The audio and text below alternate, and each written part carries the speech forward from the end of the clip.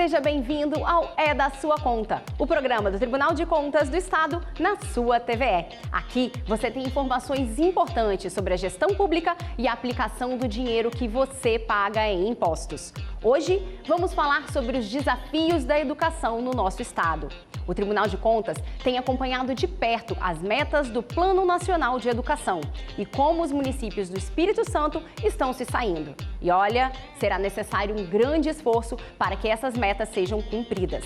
Para entender melhor, fica com a gente, porque educação de qualidade é da sua conta.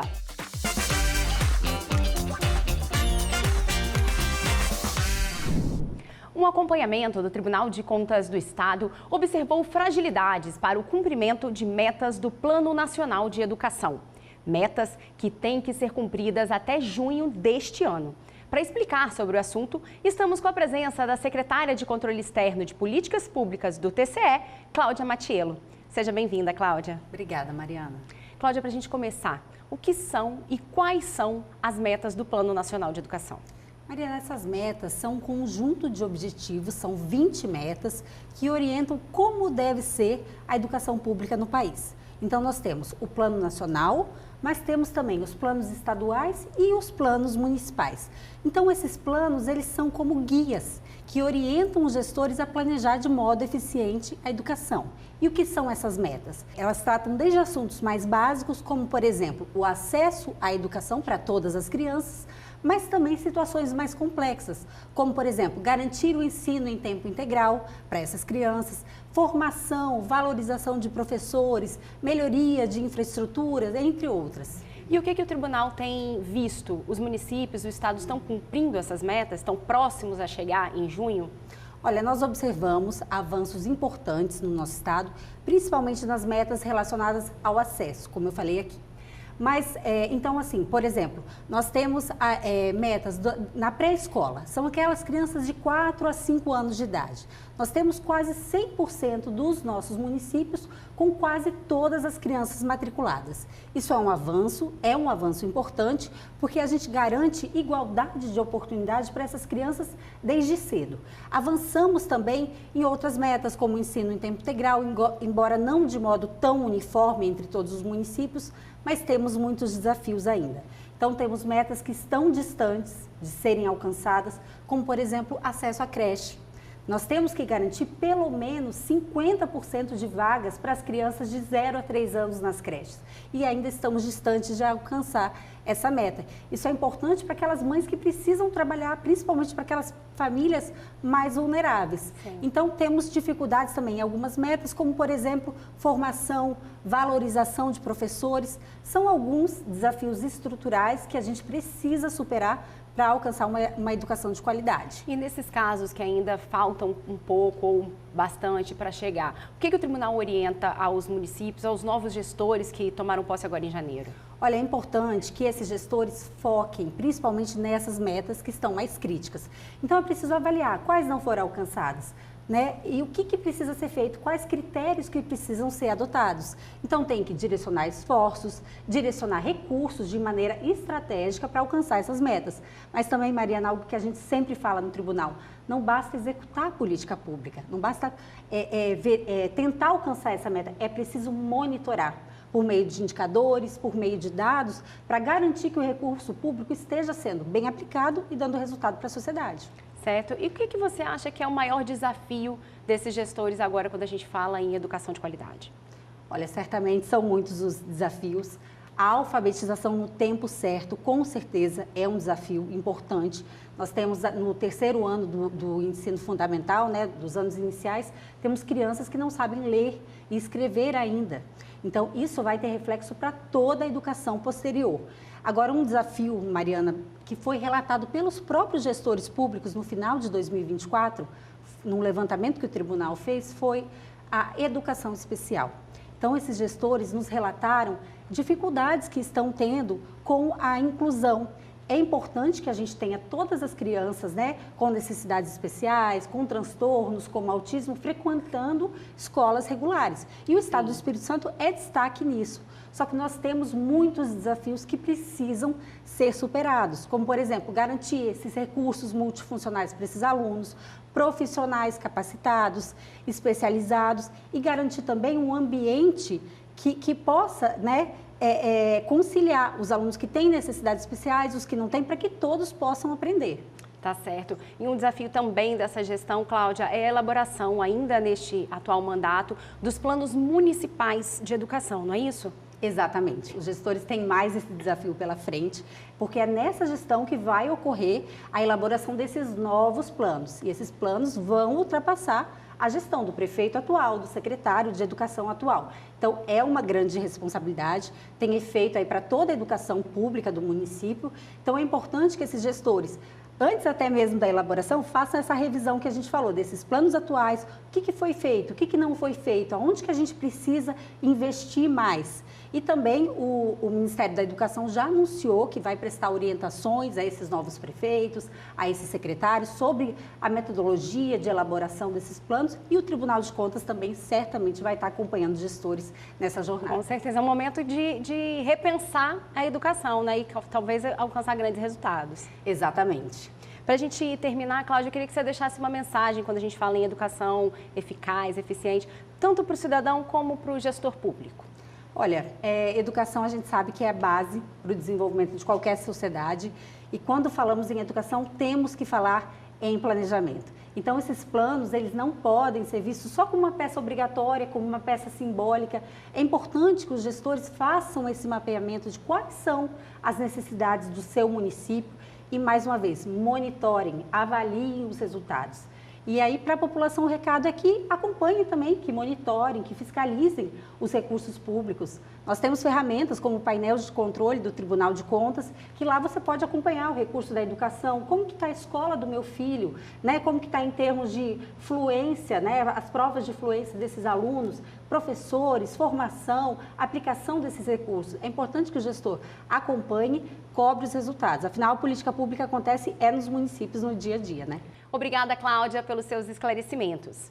E agora, mudando de assunto, o Tribunal de Contas realizou uma auditoria na rede de atenção psicossocial do Estado e dos municípios capixabas. O objetivo foi avaliar o atendimento oferecido à população.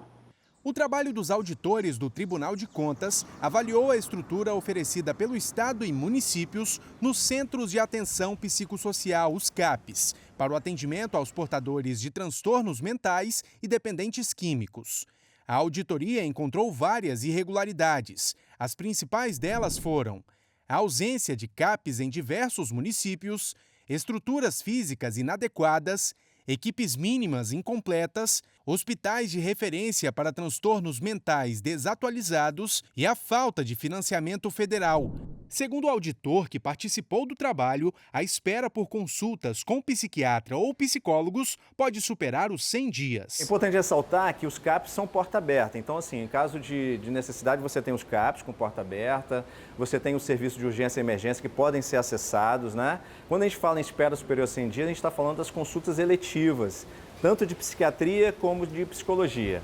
A gente foi nesses municípios e verificou como é que é essa espera, qual o tempo de espera dessas consultas. Por que 100 dias? Esse é o prazo máximo que o Conselho Nacional de Justiça entende que um usuário do SUS deve esperar por uma consulta especializada. Em alguns municípios, na verdade, há muito mais de 100 dias, há mais de ano, né? Mas, felizmente, assim, alguns desses municípios, já durante a auditoria, a gente percebeu um movimento no sentido de buscar alternativas, de contratar mais um profissional. Ao todo, o relatório final propõe 30 recomendações de melhorias ao Estado e aos municípios. Entre elas, a de habilitar 18 serviços residenciais terapêuticos, que são moradias para tratamento de pessoas com transtornos mentais. Se forem cumpridos todos os critérios do Ministério da Saúde, a habilitação desses espaços e de outros serviços no Espírito Santo pode gerar um aporte de quase 11 milhões de reais. Os serviços não estão deixando de ser oferecidos. As equipes muitas vezes existem, o CAPS está funcionando, você tem o leito lá funcionando, as casas existem, as residências terapêuticas existem, só que o recurso é estadual e municipal. e poderia ter um aporte de recurso federal se tivesse sido habilitado e resolvido alguma pendência que possa estar sob gestão do Estado e do município, mas de fato existem algumas pendências também que dependem da União. E isso, inclusive, poderia melhorar o serviço? A gente acredita que sim. E até talvez, uma vez esses serviços que já funcionam, estando habilitados e recebendo recursos federais, talvez o Estado e os municípios poderiam ampliar os serviços que existem hoje. E agora eu convido a Clarice Escárdua para o Minuto TCE.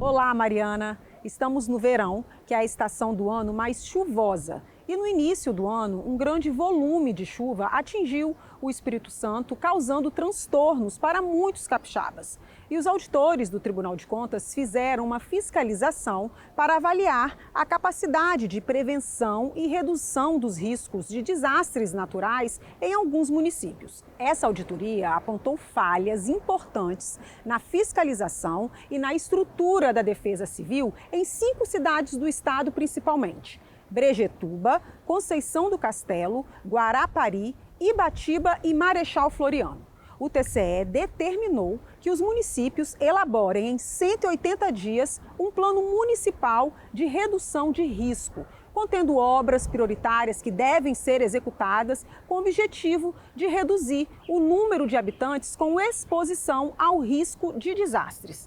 Mais uma atuação importante do tribunal para melhorar a qualidade de vida dos capixabas. É com você, Mariana. Obrigada, Clarissa, e obrigada a você que nos acompanhou até aqui. Fique por dentro de tudo o que acontece no Tribunal de Contas pelo nosso portal e pelas nossas redes sociais, no @TCE Espírito Santo. Até a próxima!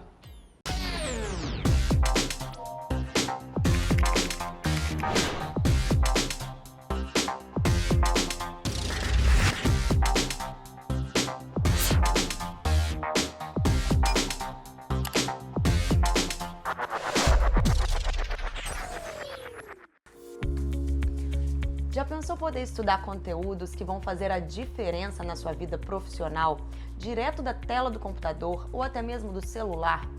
Cursos de inglês, contabilidade básica, estatística, novidades na legislação. Um bom profissional nunca para de se aperfeiçoar. E nada melhor do que estudar com quem entende do assunto. Em 2024, mais de 18 mil pessoas fizeram os cursos da Escola de Contas aqui do Tribunal. E não é só para servidores públicos, é para todo mundo. Além dos 41 cursos online, tem capacitação rolando o ano inteiro em todo o estado. Vamos conhecer uma cidade onde o trabalho da Escola de Contas fez a diferença na vida dos servidores públicos.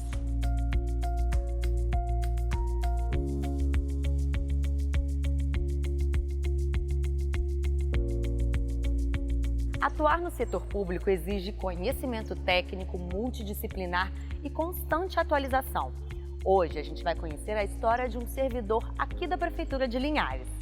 Weber Abreu é servidor da Secretaria de Educação de Linhares na área de contabilidade. Desde que entrou no cargo em 2018, ele participa das capacitações oferecidas pelo TCE nos encontros no interior do estado. Além de a gente ter a atualização da jurisprudência do próprio tribunal, dos entendimentos do Tribunal de Contas, nós temos um grande diferencial que é o nosso dia a dia com o nosso órgão fiscalizador.